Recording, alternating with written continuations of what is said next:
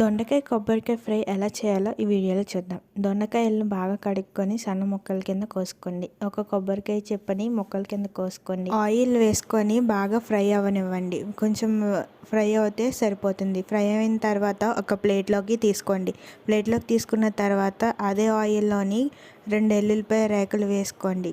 2 పచ్చిమిరపకాయలు, ఎండుమిరపకాయలు, half tea spoon శనగపప్పు, మినప్పప్పు వేసుకొని బాగా ఫ్రై అయిన తర్వాత కొంచెం కరివేపాకు వేసుకోండి. కరివేపాకు కూడా ఫ్రై అయిన తర్వాత ఒక కప్ ఆనియన్స్ని కూడా వేసుకోండి. ఆనియన్స్ని కూడా బాగా ఫ్రై చేసుకోవాలి. ఆనియన్స్ ఫ్రై అయిన తర్వాత మనం ముందుగా మిక్సీ చేసి పెట్టుకున్న కొబ్బరిని కూడా వేసుకోండి. కొబ్బరి వేసుకున్న తర్వాత హాఫ్ టీ స్పూన్ పసుపు, టేస్ట్ తగ్గట్టుగా ఉప్పు వేసుకోండి.